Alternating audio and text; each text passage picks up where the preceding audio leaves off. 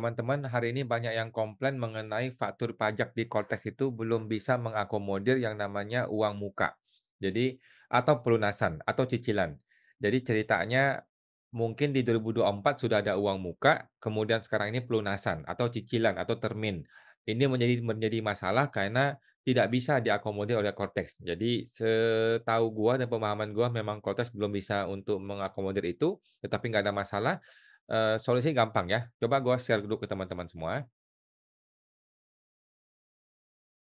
Oke, ini dia. Jadi info dulu buat teman-teman ya, info penting dahulu buat teman-teman bahwa faktur pajak manual di Cortex itu sudah bisa backdate. Sebelumnya tidak bisa kan? Sebelumnya itu backdated hanya bisa untuk faktur pajak yang menggunakan impor, mekanisme impor. Sekarang yang manual sudah bisa backdated ya, luar biasa ya fitur ini, diperbaharui terus ya, padahal ini barang sudah triliunan keluar ya untuk budget bertahun-tahun ya. Nah, jadi upload faktur pajak itu maksimal tanggal 15 bulan berikutnya. Artinya, pembuatan faktur pajak adalah maksimal tanggal 15 bulan berikutnya. Tidak harus kita bikin hari ini untuk hari ini.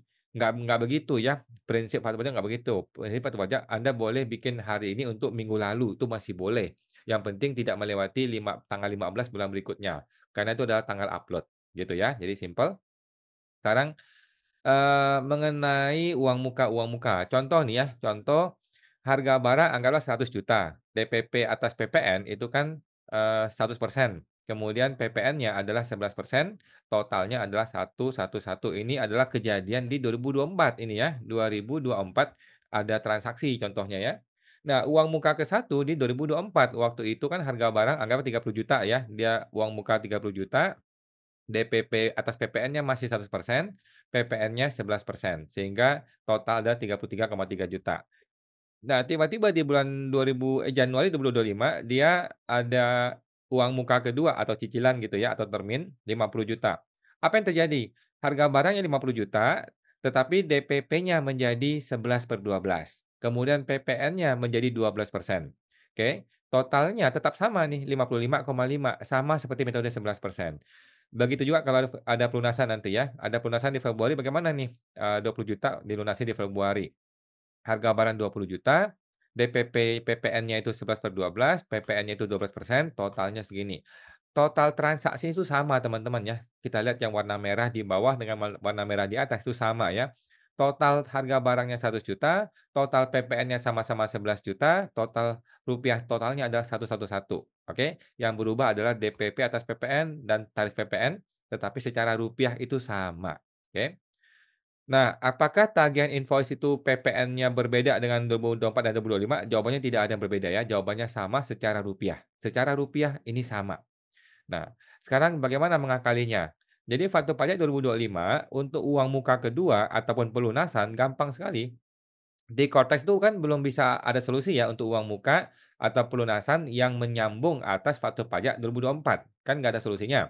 Gampang kalau gitu, harga barangnya langsung ditulis nilai yang mau dibayar sekarang, gitu ya. Jadi contohnya dia sekarang lagi termin kedua nih mau bayar 50 juta, ya udah harga barangnya dibikin 50 juta, sesimpel itu, gitu ya.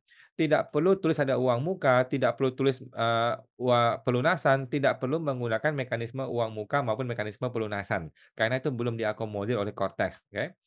Tetap gunakan DPP 11/12 dan gunakan PPN 12%. Sesimpel itu teman-teman ya. Nah, apakah ini akan dipermasalahkan oleh AR? Gua rasa enggak ya, lu semprot balik aja si AR itu ya, ini core stress gitu yang bilang ya, bukan Cortex ya. Apakah akan dianggap faktur pajak cacat ya?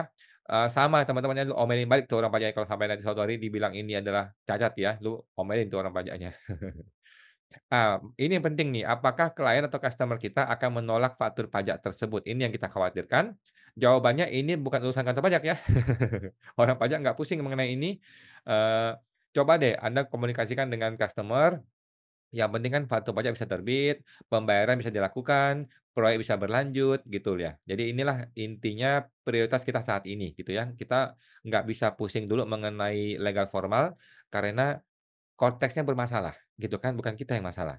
Nah, Apakah perjanjian kerja sama dengan customer itu perlu diganti gara-gara perubahan 12% PPN? Gua rasa tidak perlu ya, karena secara rupiah toh sama saja. Walaupun secara rupiah berubah ya, tetap tidak perlu ada perubahan perjanjian karena yang berubah itu aturan pajak, bukan kita yang berubah gitu ya. Jadi nggak ada masalah dengan itu. Itu teman-teman ya, mengenai faktur pajak uang muka dan pelunasan, intinya adalah kita buka faktur pajak sekarang, tidak usah pakai metode uang muka dan pelunasan, langsung saja harga barangnya ditulis dengan nilai rupiah yang mau dibayar nanti, gitu deh. Nanti di keterangannya tulis tuh, di keterangan tulis ini adalah uang muka kedua atau ini adalah pelunasan atas invoice yang kemarin, atau atas faktur pajak yang kemarin, atau atas perjanjian nomor sekian, supaya ada keterangannya. Sesimpel itu teman-teman ya, nggak usah pusing, nggak usah ribet, karena Cortex sendiri belum mengakomodir hubungan-hubungan antara faktur pajak 2025 dengan faktur pajak 2024, gitu ya. Itu teman-teman, semoga terbantu, sampai jumpa lagi.